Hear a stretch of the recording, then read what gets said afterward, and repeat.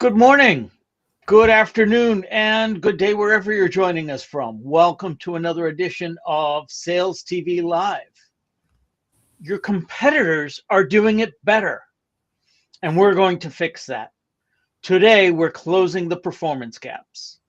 We're joined by Michael Phelan. Michael is the co-founder of Go-to-Market Pros. In today's competitive environment, knowing where you stand relative to your peers can be the key to unlocking higher performance.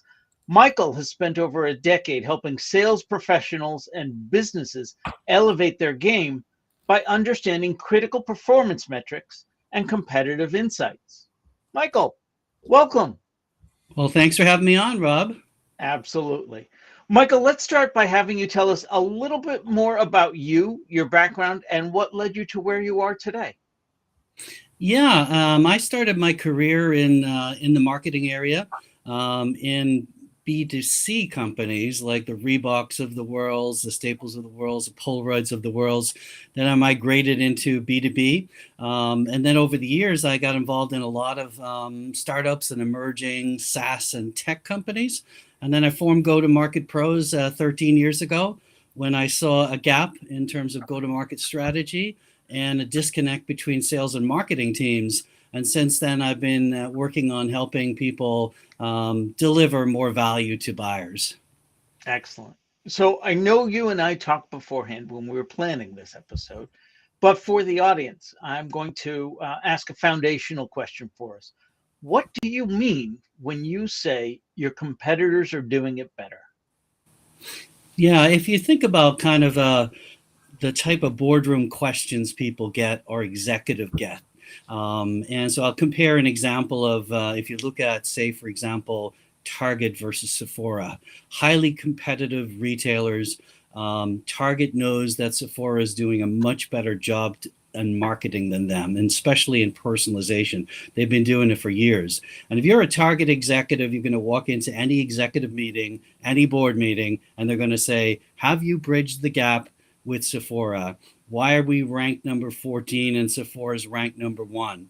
And if you go into those meetings and you're unprepared for that, then it's not going to look good. So you have to kind of come with a strategy, come with a technological solution, come with a programmatic solution of bridging performance gaps. It's very, very important to boards. It's very, very important to investors. It's very, very important to senior executives. And it gets asked all the time of the people we try and sell to in the B2B world. Okay. So thinking at the individual contributor level, what are the most common performance gaps that individual contributors face? What are the most performant gaps that individual contributors have? Right. On the sales side? Mm-hmm. Yeah. So what happens is a lot of times salespeople reach out to buyers, and in that Target example, they'll reach out and say, "Oh, we got a great product that can save you money," or "We've got a great product that can increase your efficiency," or "We just got more investment," or "Look at our great boards, look at our great," all this stuff that's really not hugely relevant.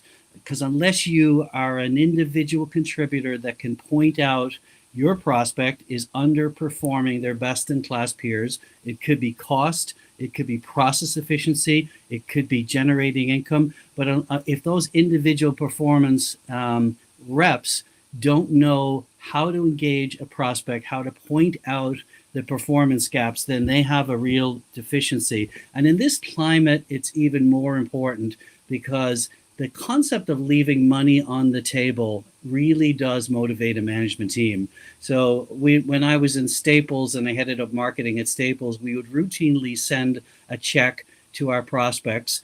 In one case, I'll give an example. It was a $275,000 check. We would say, if you stop doing business with Office Depot and you start doing business with Staples, at the end of the year, we'll write a check to you for $275,000 in savings. And it looked like a check, but it was obviously not a check, but it brought the savings and the competitive gap to bear, and it made it more tangible in a way that people could relate to. So if you're either on the marketing side or the sales side, and you can really bring highlight to that performance gap, you're really good and you'll do very well. If you don't know how to do that, then you're probably behind a bit.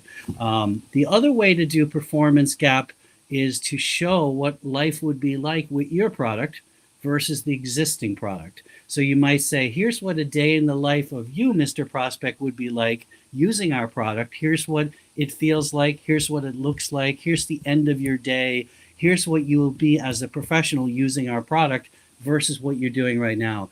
So show a comparative of what a day in the life was like, or show what it'd be like for your customer to use our product versus your competitor's customer using our product, and show what the difference is between if you change to our product, your customer will have a much better experience versus what they have right now. So anything that compares and contrasts the company to their best-in-class competitor is going to get attention. And there are lots of different ways of doing it. So I've been focused on how do I help sales and marketing teams bring that comparison to life in a way that's really meaningful and will drive action and decision-making. Suppose the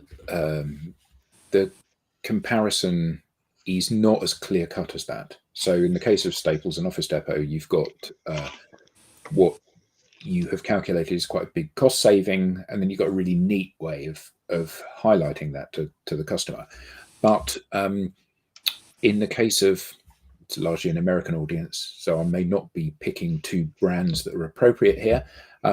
It may be that Rob always buys Chevrolet and you always buy Dodge. And you've always bought Dodge, and your dad bought Dodge, and your children buy Dodge, and you're a Dodge family. And likewise, Rob is a Chevrolet family. And actually, like with most cars, I believe the J.D. Power survey said that there's no such thing as a bad car anymore.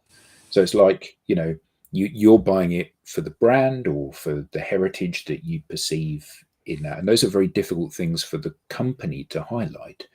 And, there are lots of commoditized products in the marketplace. So everything from CRM systems to staplers. So it's like, if there is no clear differentiator like that for you to flag, how do you draw that comparison? Because I get the comparison is really good, but how do you make that comparison? Yeah, so there's always negative aspects of dealing with any brand or dealing with any company, and one of the ways of finding that out is to look at these review sites. So if you're a Dodge dealer, for example, and you're looking at, you could look at Trustpilot, or you could look at any one of the review sites, or you could actually interview some of these guys, and you could say, hey, what do you like best about being a Dodge dealer? What do you really hate about being a Dodge dealer? Where is Dodge behind the market in terms of their programs? And they will really share that with you. So there's no one is really great at everything, and there always is areas for improvement and differentiation. So if you're going after that analysis, and let's say I'm trying to sell against Dodge, what I would first do is I would talk to the Dodge dealers about what's good and then I would compare that to the other dealer and so forth. And then I do a contrast. Are you getting the very most from X? Do you feel satisfied with the way the company is delivering Y? Or maybe I do a comparison, say, did you know that on this particular aspect of working with car dealership that, Chevrolet was really good and had introduced this new program that, kind of gets at a real pain point. There are dealers also that will move from one brand to the other. It doesn't happen a lot because to your point, there's a lot of equity. But in any situation, you can look at some churn, and you can look at some dealers that have moved, and you could actually interview the dealers that have moved, and you could say to them, 9 out of 10 dealers are moving from this brand to this brand because of the following reason. That's why this company has put so much money into this. Would you be interested in a conversation about why people have moved from this brand and why they're moving from this brand and why this is a better brand for you? So sometimes you've got to carve it out and figure it out. It might not be obvious, but once you interview car dealers, they'll tell you what's good and what's bad. And believe me, there's plenty for them to complain about. The question is it enough for them to move? And I think one of the things that causes them to move is they're losing market share. They're dropping prices. It's harder and harder to sell. So if you can say, hey, if the things continue in this direction, 2 years from now, your share should go down below 5%, whatever it may be. But if you can forecast into the future based on the things that are happening now and give them enough unease about the situation that they're ready to have a conversation. Not to say everyone's going to move. That's a very big move that you mentioned, but people do move, and you can actually push them in that direction if you know where their real issues are and where the real pain points are. Yeah, no, that makes perfect sense.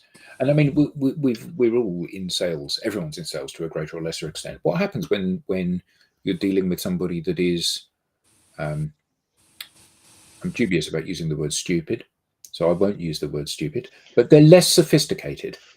So, you would hope that the person you were talking to, particularly in a B2B context, is quite data and fact driven. So driven by head rather than heart.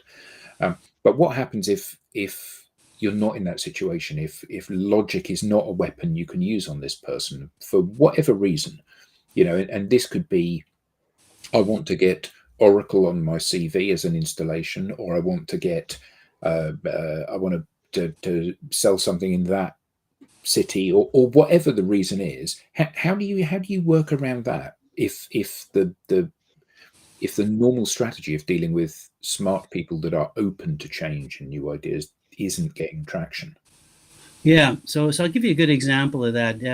I did some work with Comcast and Xfinity that were delivering remote tech service, and it was through a solution provider called support.com, and they had a fantastic service. They did guided, sophisticated AI, helping the customer understand what they want, bringing them through that, and so forth. It was like Geek Squad in the cloud, and they were competing against AT&T that had a very similar service with an inferior brand that was delivering a relatively weak service. And AT&T were saying that, we're great and we deliver great service, and there's really no reason for us to look at anything else. And the people managing the program at that mid-level were very happy. They'd made an investment in the company that they had, so they were strategically aligned, and they were actually really over 5 years refused to take a look at the product that Comcast had.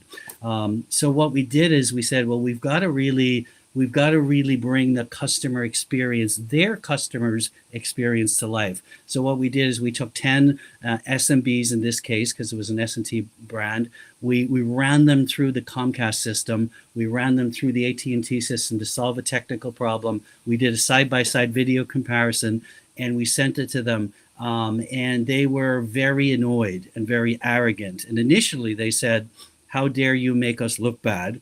And then the day later they said, "Have you seen our JD Power Awards? We're better than Comcast in every case. Nobody has ever said that AT&T was not as good as Comcast." But the facts of the study said that they were far weaker. And then the third day they said, "If you sign a letter apologizing for making the video and for guaranteeing that you'll never put it out in public, we will meet with you." So they met, and they understood after that meeting that was a dramatically better product and service available. And it took 5 years of trying to get into that account with somebody that was very entrenched, wasn't willing to look at anything, didn't really understand the comparison anyway. But when we brought that comparison to life, both with the mid-level team and the head team, we immediately got reaction. They were engaged every single day in that, and they were really bothered by it. So yes, you can have a buyer that either doesn't understand the data, or you can have a buyer that actually doesn't understand the customer experience. How many buyers have actually pressure tested a product, have gone through the experience themselves, really understand what it's like? And I do this in occasions with CIOs, where a CIO will say to me, "I'm very happy with our product. Everybody on my team loves this product. They're all using it. There's really no reason to look at anything else. And we're too busy to look at anything else." So what we did in that case is I interviewed 10 of his software engineers on his team, and I talked to them about, "Tell me what product you're using. What do you like about it?" and so forth. And they trashed the product. They hated it. It was flawed. It was buggy. It was old, out of date, everything. And I wrote that up and I said, hey, we've talked to all of these people and this is what they say. And we got the meeting. And it was that he was wrong. He wasn't that connected to what was going on. He didn't understand the user experience. He didn't ask his people. But when he saw the facts, he was willing to say, hey, you guys have done the work and you've actually pointed out some real issues. And I'm willing to take a look at that because now you've armed me. And also, when I go forward and recommend a potential purchase or a switch, and people say, well, we love this product and why would we switch? And we say, no, look at the research. And I can reach out to those people. So you can get people who are very set in their ways. Now, sometimes you'll tee them off a little bit by doing that.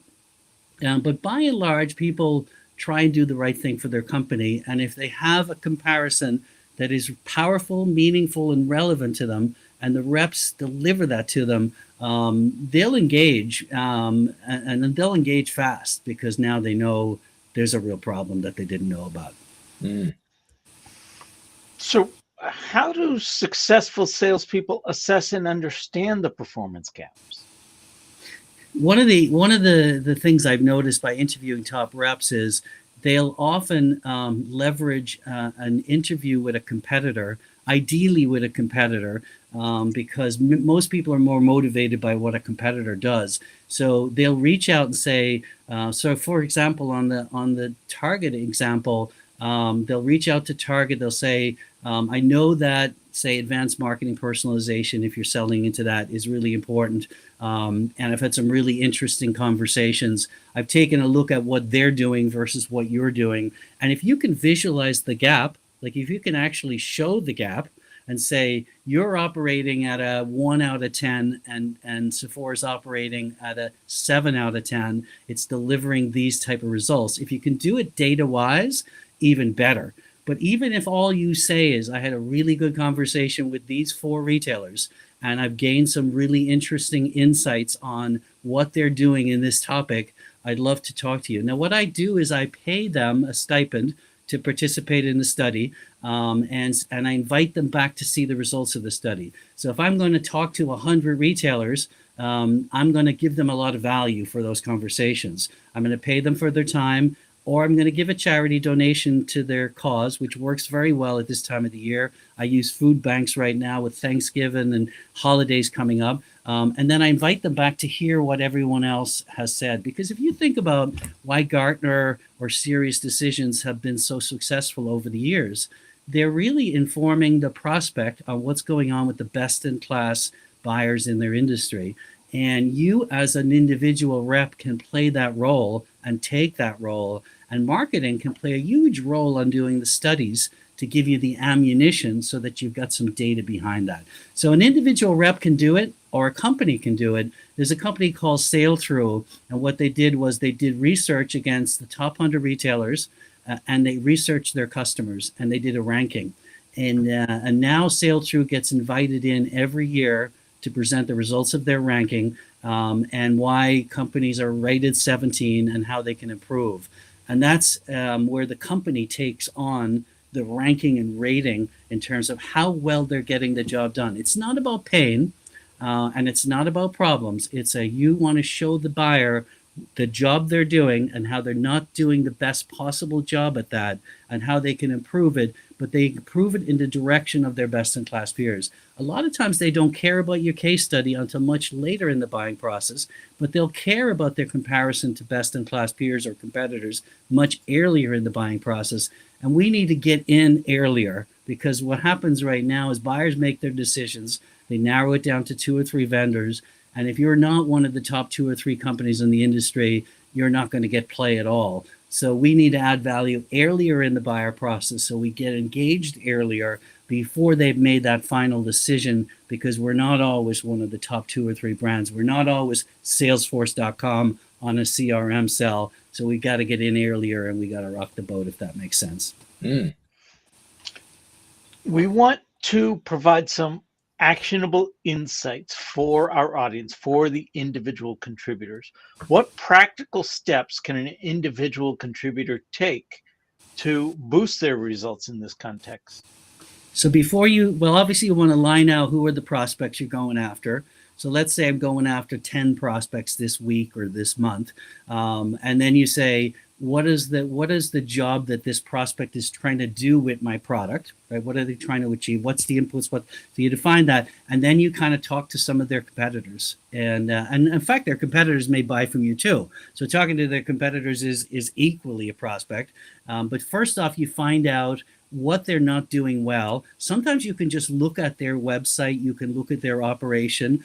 Sometimes you can interview someone in their company. So either by finding out that they're underdoing the job, they're not performing well, or finding out their competitor is doing a better job. But before you reach out to them, you find out that they're underperforming. You get some information and some ideas of why they're underperforming. So when you reach out to them saying, I understand that forecasting is very important to your company if I'm selling a forecasting solution.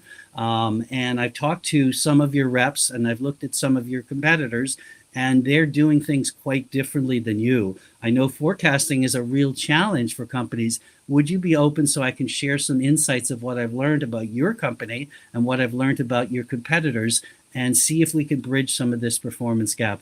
I don't think there's a buyer that wouldn't take that call.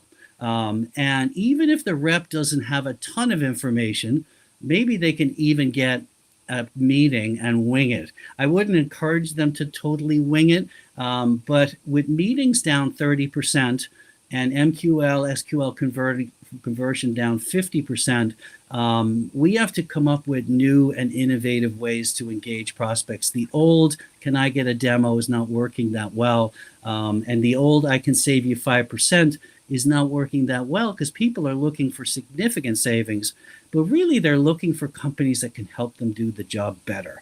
So think about how can you help them do the job better. It's a great mantra. It's used in product development a lot, and I encourage both sales and marketing to think about how do you get your customer to do the job better, to be a better mantra than anything else. Are there any specific metrics or KPIs I should be tracking to identify my own gaps? Yes, I like the one I like the best is net new prospect meetings and net new customer meetings. So where you say, here are the 100 customers that I want to get an additional meeting with, or with somebody I don't know. Here are the 100 prospects that I want to get a meeting with, and how many meetings do you have booked per week with those? I have a CEO that's a client, and he walked into the sales and marketing meeting on Monday, and he said, how many meetings do we have booked this week and next week with these 100 top prospects? And the answer was none. And the sales guy said, well, look at our pipeline. He goes, I don't care about anybody in that pipeline. I don't want to sell to any of them. I want to sell to these 100 prospects. So he says, I'll give you guys a week to get me into those 100 prospects. A week later, they hadn't got any meetings. So they called me in and we used this new methodology of best practices and performance gaps. And I got the meetings with 95 out of the 100 prospects, and they got their largest sales in their company, which was Brooks Brothers, and their first major customer in the US. So the right approach, but it also energizes the sales team, because there's nothing worse than trying an approach that doesn't work. And I get the frustration of reps right now, but doing the same thing again and again is not really going to help. So I'd encourage people to try much more value-added metrics. And I have a workshop that I do that goes over about 28 different approaches on this, and I'm happy to share that with folks and talk to them about that. I don't even charge for that, and companies then can pick and choose what they really like and run with it. But let's get the best ideas out on the table. Let's let the reps select the ones that work best for them, and run with it. But I'm all about trying something more buyer-centric in 2025. Michael, this has been great. How can people learn more, and where can they get in touch with you? Yeah, so my website is Go-To Market Pros. It's GOTO Market MARKET Pros PRS, or you can just email me at Michael at gotomarketpros.com. I'm also on LinkedIn, and I do publish a lot on sales and marketing and GTM. So always happy to connect with folks and have a conversation and see if I can help them in any way. Fantastic. Brilliant. We now have a newsletter. Don't miss an episode. Get show highlights, beyond the show insights, and reminders of upcoming episodes. You can scan the QR code on screen or visit us at SalesTV.live and click on newsletter. This has been another edition of Sales TV Live. On behalf of the panelists and everyone here at Sales TV Live, to our guest Michael and to our audience, thank you all for being an active part in today's